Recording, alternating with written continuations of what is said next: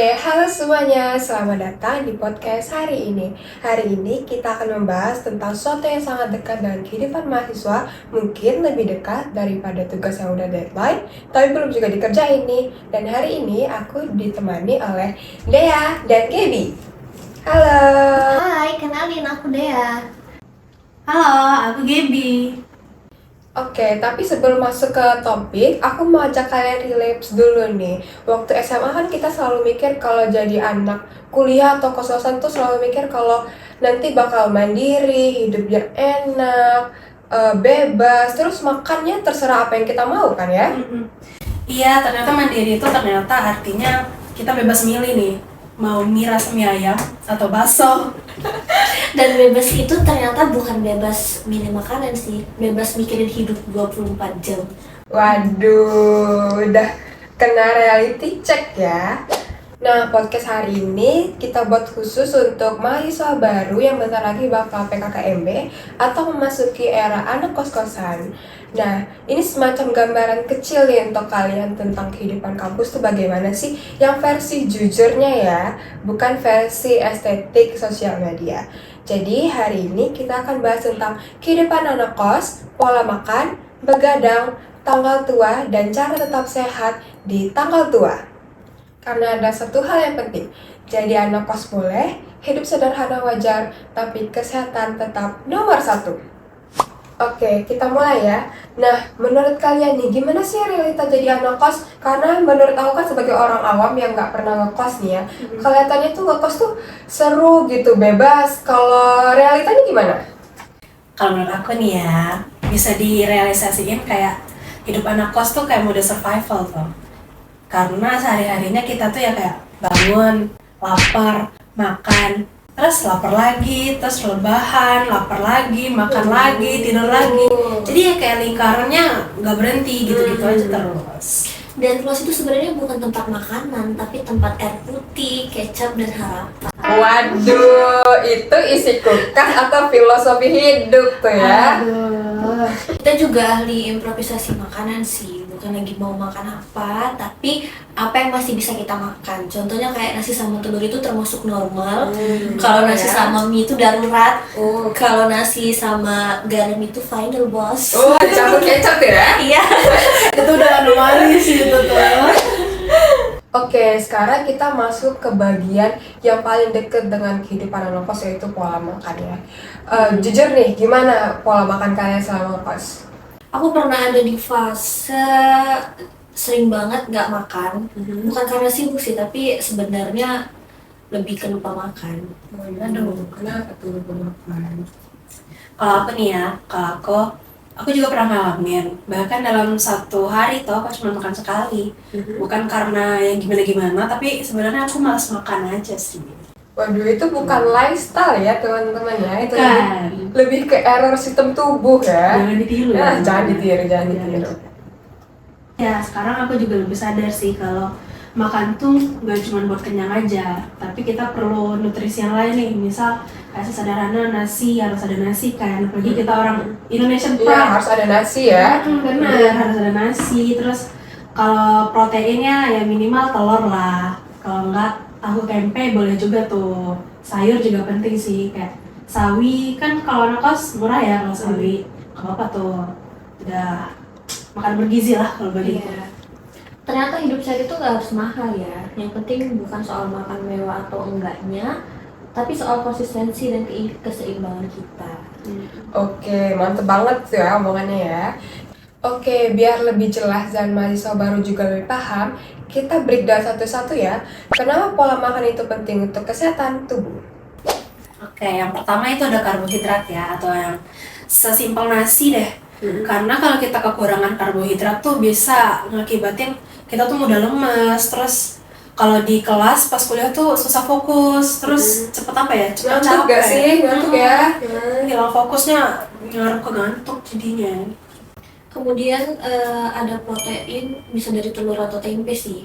Protein itu penting banget karena berfungsi untuk membangun dan memperbaiki jaringan tubuh kita, menjaga daya tahan tubuh, terus bisa membantu supaya kita tuh gak gampang sakit. Dan yang paling penting itu sebenarnya protein itu murah dan mudah didapat, jadi sangat cocok lah untuk anak kos. Nah, untuk sayur dan buah ini nih yang sering dilewatin sama anak-anak kos. Kenapa nih bisa begitu? Padahal sayur dan buah itu sumber vitamin dan mineral ya, penting banget buat tubuh. Manfaatnya itu bisa menjaga daya tahan tubuh, mencegah penyakit ringan kayak flu dan mual atau mudah lelah, dan bikin tubuh tuh terasa lebih segar sih.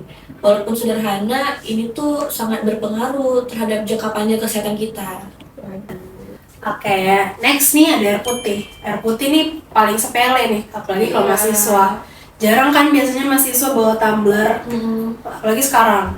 Biasanya mereka, kalau teman-temanku ya, biasanya aku ngeliat lingkungan sekitar, mereka biasanya pada beli itu di kantin. Iya. Padahal sebenarnya air putih itu kita apa ya, perlu bawa sendiri lah untuk kebutuhan sendiri minimal ya, kayak karena air putih itu perlu untuk jaga metabolisme tubuh, terus bantu konsentrasi waktu belajar, terus cegah dehidrasi juga sih biar nggak cepet capek, cepet pusing.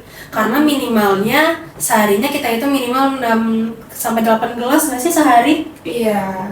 Bener, jadi gitu toh. Nah, menurut kalian, kenapa sih pola makan teratur tuh penting banget buat dijaga?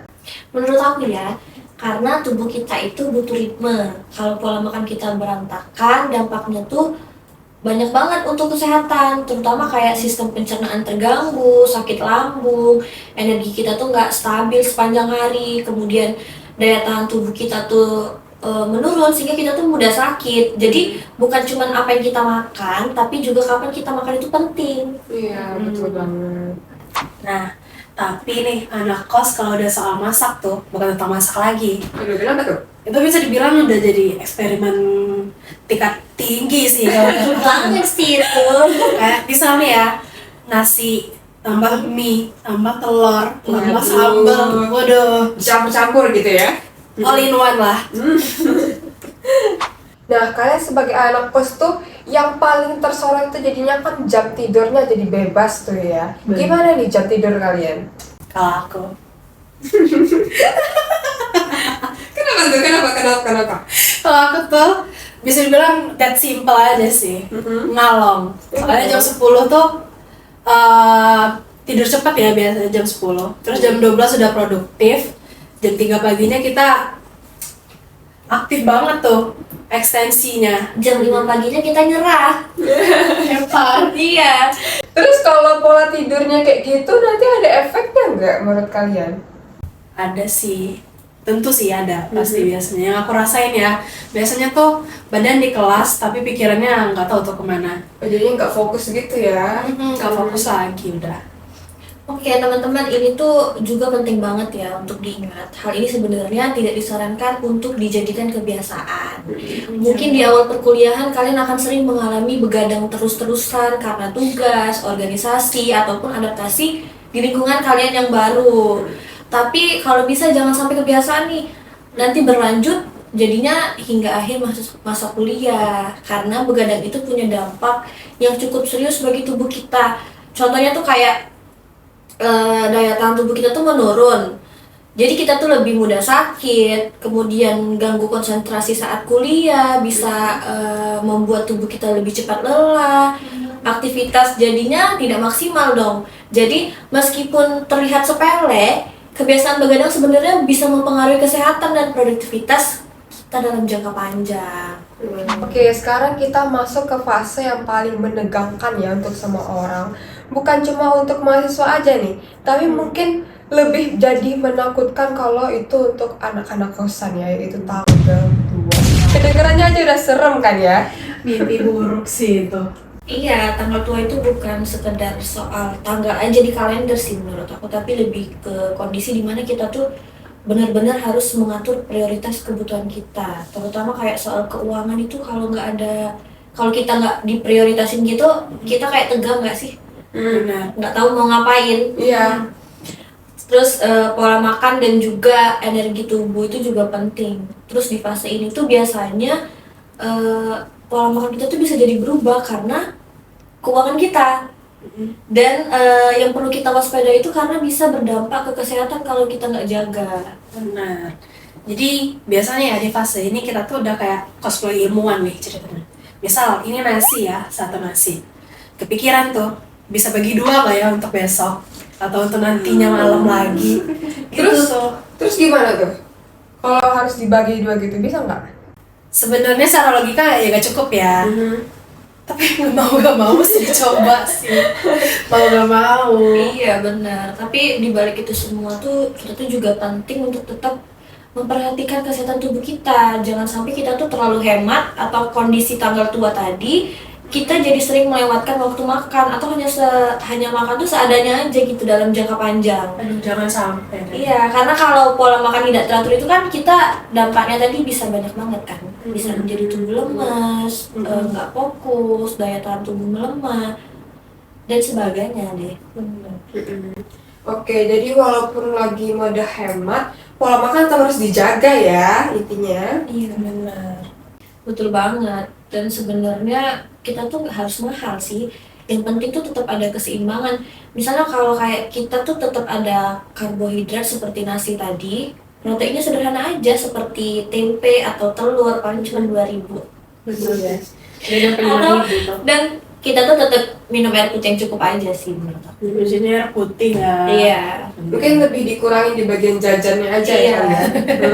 Agak Itu tricky yang nggak bisa ditahan. Bener. Tahu ya anak kos. Oke, jadi sebenarnya di fase ini juga kita jadi lebih sadar nih. Aktivitas kita tuh biasanya aktivitas fisik ya terutama. Iya. Itu jarang banget. Biasanya ya pola kita tuh kan bangun pagi tuh, langsung mandi, siap-siap ngampus sampai sore, lanjut yoga sampai malam. Terus langsung mandi lagi, tidur lagi. Kapan lagi mau aktivitas fisik kan? Iya. Terus akhirnya ya gitu tuh, mau gak mau kita harus nyempetin waktu sih dalam seminggu tuh. Weekendnya kita mesti olahraga ringan aja sih, workout lah minimal 10 menit. Iya. Tuh. Aku. Iya, karena kalau kita terlama duduk dan rebahan itu tubuh bisa cepat lelah dan metabolisme juga turun kan. Jadi tetap bergerak itu penting walaupun sederhana. Jadi mungkin yang di plus itu di bagian aktivitasnya mungkin ya. Iya. Mungkin biasanya kalau kita naik ojek atau pesen makanan gitu, mungkin itu yang lebih di plus untuk kebutuhan makan kita. Oke, kita udah sampai nih di akhir sesi. Jadi kalau aku boleh rangkum, kehidupan anak kos tuh kayak penuh kreativitas, penuh keterbatasan, penuh adaptasi, tapi tetap harus jalanin ya. Tapi satu hal yang tetap harus dijaga itu kesehatan, karena mau gimana pun kita kalau nggak sehat itu nggak bisa apa-apa, nanti nggak bisa kuliah, nggak bisa organisasi, nggak bisa bikin tugas dan lain-lain kan. Jadi kesehatan itu bukan soal mahal sih, itu tentang kebiasaan kecilnya, mulai dari minum air putih, makannya yang sehat-sehat, aktivitas fisiknya, terus jangan begadang sih, gitu. Kadang tuh kita terlalu fokus untuk bertahan hidup sampai kita tuh lupa bahwa kita tuh juga harus hidup dengan baik. Dan buat teman-teman mahasiswa baru, selamat datang di dunia perkuliahan. Dunia yang bukan cuma belajar tentang materi, tapi juga tentang mandiri. Karena dunia kosan itu boleh, hidup sederhana itu wajar, tapi kesehatan tetap nomor 1.